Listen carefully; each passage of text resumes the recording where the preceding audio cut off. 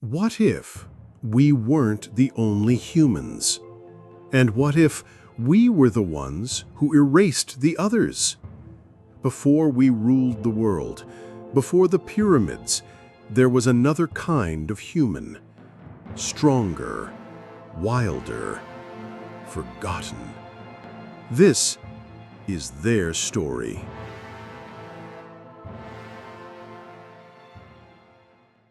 When Earth had two human species.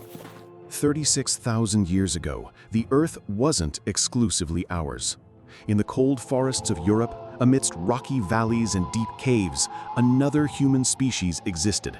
Stronger, wilder, and perhaps more human than us. They were called Neanderthals. I'm not telling you a legend. This is history. A history buried in ash, where we, Homo sapiens, modern humans, were not the only species. We once shared this world with at least 3 other types of humans. But most notably, most memorably, were them, the Neanderthals. A strange yet very real world. Imagine, you wake up in a damp cave, smoke rising from cooled embers. Outside, heavy snow is falling. Wolves howl from the valley.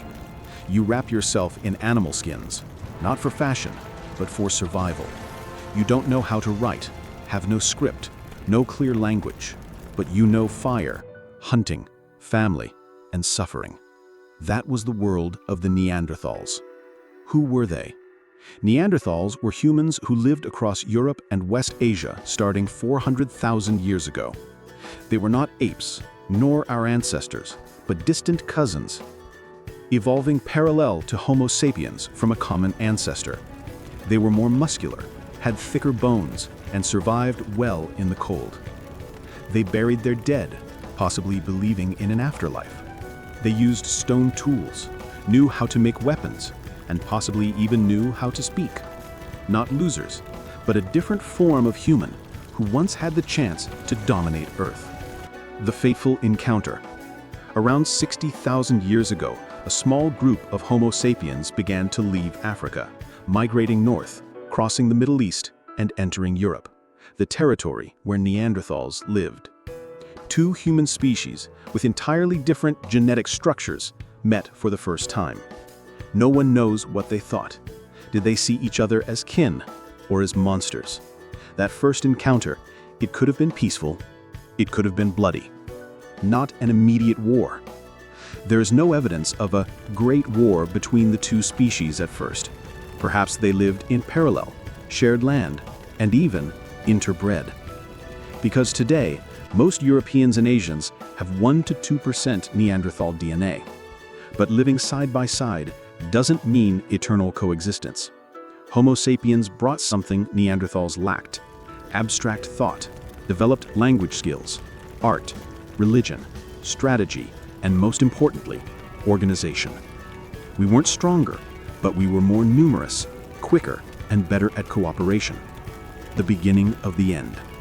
Gradually, over thousands of years, Homo sapiens encroached, expanded territory, and competed for food resources.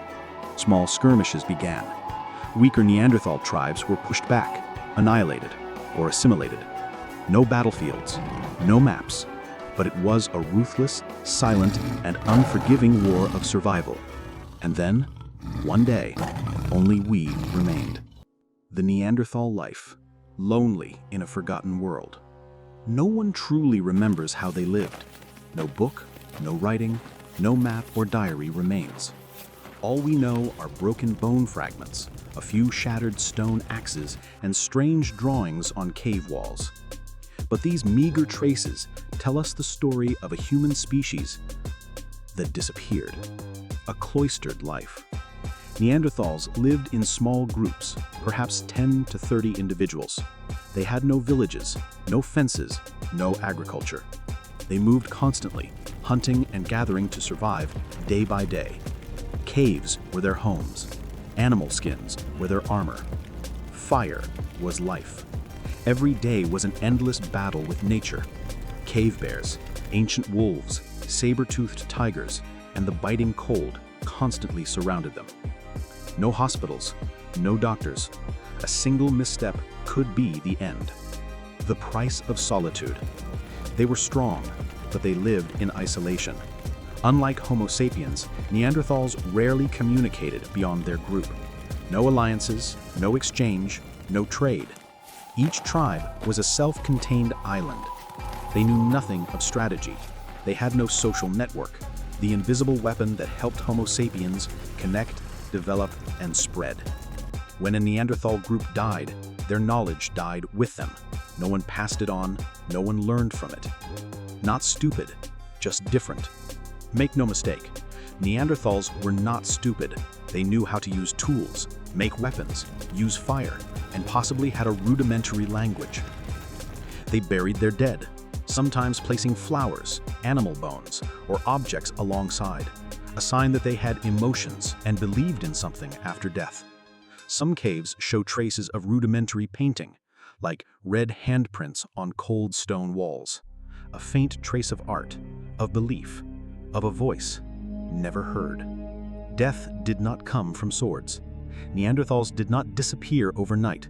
There was no great war, no glorious demise. They gradually lost territory, lost food sources, and lost hope. When Homo sapiens arrived, bringing sophisticated tools, language, art, and the power of organization, Neanderthals could not keep up. They slowly vanished from the genetic map, not because they were weak, but because they were isolated. A forgotten human species. The saddest story is not that they lost, but that they were not remembered. No monuments, no names, no one told their stories, until tens of thousands of years later, when archaeologists bent down to pick up a bone fragment and wondered, who was this person? Did they love, hurt, and hope? And then, we arrived. Modern humans, Homo sapiens, not only took over their land, but also took over the world's memory. We brought paintings, songs, tribal organization, technology, and endless ambition. Our existence crushed them, not with swords, but with ideas. When two species collided, the beginning of a genocide. No one recorded the first day of this war. There were no trumpets, no clear battlefields, no generals, only shadows moving in the forest, strange eyes meeting in the morning mist, and then blood began to flow. Two species, one land. Initially, they shared the land, not out of peace, but out of distance. Forests were still vast, animals still plentiful, caves not yet scarce, but Homo sapiens kept multiplying, kept advancing. They had language to plan, mental mapping skills, and a crazy belief that the world should belong to them. Neanderthals, conversely, clung to familiar territories, disliking moving far from ancestral caves, and that gradually pushed them to the edge of territory, the edge of existence, the inevitable collision. Like two wolf packs vying for territory, Homo sapiens and Neanderthals could not coexist forever. When an animal herd moved, two groups of people met. When a cave had clean water, ready fire, and convenient hunting grounds, two groups clashed. First, a suspicious look, then a shout, then the sound of colliding stones, then blood. An uneven battle. Homo sapiens were not physically stronger, but they knew how to cooperate. They moved in large groups, coordinating hunts like intelligent wolf packs. They knew how to draw symbols, share plans, and transmit information between tribes hundreds of miles apart. They had strategic thinking, encirclement, swift attacks, division of tasks. Meanwhile, Neanderthals often fought alone or in small groups of no more than 10 people. When they clashed, they fought bravely, but then were overwhelmed. Not just killing each other, they also interbred. The strange truth is, these two human species once interbred. Modern genetic research indicates that most modern Europeans and Asians carry 1% to 2% Neanderthal DNA. This means that between battles, there were peaceful nights or forced exchanges. Perhaps a Neanderthal girl was taken into a Homo sapiens tribe. Perhaps a hybrid child was rejected by both sides. But despite these few instances of interbreeding, the two species still could not coexist. Climate, Homo sapiens ally. During this period, Earth entered an unusually cold phase. Harsh climate, spreading ice, migrating animals. Neanderthals, accustomed to living in caves, found it difficult to adapt to constant movement to track food. Meanwhile, Homo sapiens had invented the bow and arrow, knew how to store food, and had flexible migration strategies. One side adapted, the other didn't. Nature also chose a side. Erased in silence. There was no final battle. Neanderthals were not wiped out by a great massacre. They slowly vanished, group by small group, over thousands of years.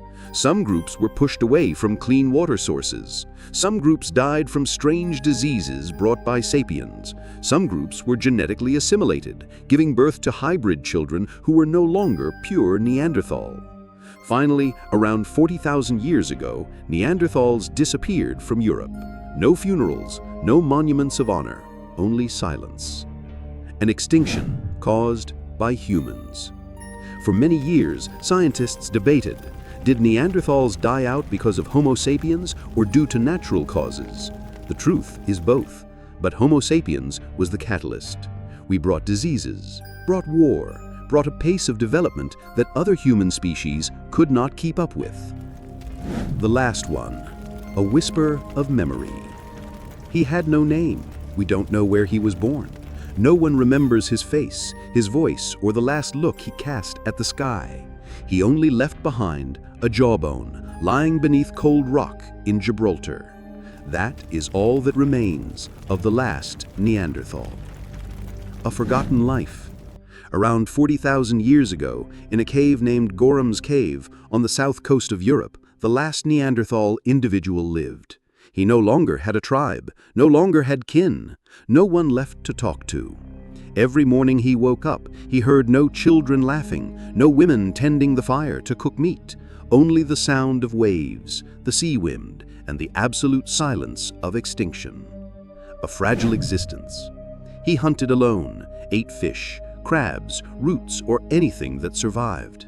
No one taught him traditions anymore. No one told him stories of his ancestors. No one told him stories of the past. He lived like a shadow. And then one day, perhaps after a freezing night, he did not wake up again. No one buried him, no funeral, no farewell. Only time buried him, gently, cruelly. A fragment of memory buried deep. Tens of thousands of years later, archaeologists found his bones, stuck between ancient layers of earth and fossilized seashells. No one can claim with certainty, but much evidence suggests this could be the last Neanderthal to exist on Earth. Not a tragic death, but the most silent and solitary death in human history. What happened in his mind? When there is no one else like you, are you still human? When he looked into a puddle reflecting his own image, a large jaw, thick fur, distinctive eyes, did he know he was the last one? Perhaps he didn't understand, but he felt it, felt that the world was becoming alien, that everything was against him, that the end was near. When time closes in, the cave where he lived is now an international heritage site, preserved by UNESCO. People put up signs, hoist flags, light lamps, but no one remembers him. No one knows his name. No one has a picture. No one has a story, only a dry description. The last Neanderthal individual, approximately 40,000 years ago. Reflections of ourselves. When you look at the story of the Neanderthals, what do you see? Is it a weaker species that was eliminated? Or is it a warning for modern humanity itself? Because in this evolutionary journey, perhaps one day we too will become a forgotten species, with only a few bone fragments lying beneath the earth. At that time, who will tell our story? What do we carry from them? The legacy of forgotten memories. You are reading these words, breathing in a safe room, surrounded by modern technology, artificial intelligence, satellites, social media. But do you know, a very small part in you is Neanderthal, a legacy in the blood. Geneticists have discovered that 1 to 2% of the DNA of most modern Europeans and Asians comes from Neanderthals. This means that you may inherit their immune genes, their bone structure, even some primal emotional responses. Do you feel restless when it's dark? Are you afraid of sudden roars in the forest? Do you react quickly to strange sounds? That could be the ancient part of your ancestry still warning you. What remains beyond DNA? It's not just genes. Neanderthals left their mark on the human soul. They were the first humans to bury their dead. They may have been the first cave artists. They were the first storytellers through images, traces, gazes, not language. They lived in the shadows, leaving no words, but somehow we still hear their voices. History is not just about the victors. We often tell stories of the victors, but true history is the story of those who disappeared. Neanderthals didn't lose because they were weak. They lost because they were isolated. In an era where we connect with thousands of people every day via the internet, their story reminds us that when there is no community, you will disappear, no matter how strong you are.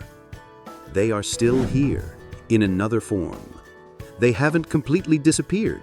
They live again in the dreams you remember when you wake up, in the wild feeling when you stand before the ocean, in the nameless loneliness when you silently gaze at the starry night sky.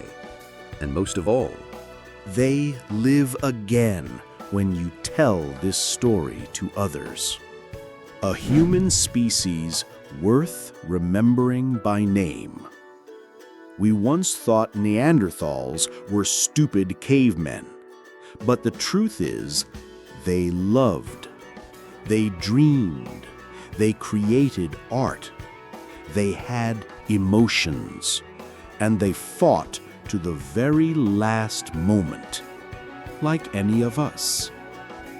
They were not an evolutionary mistake.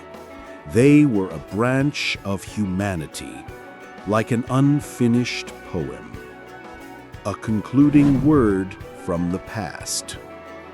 If there is one thing they left behind, it is a reminder that no one is forever. But while you exist, leave something that makes the world listen.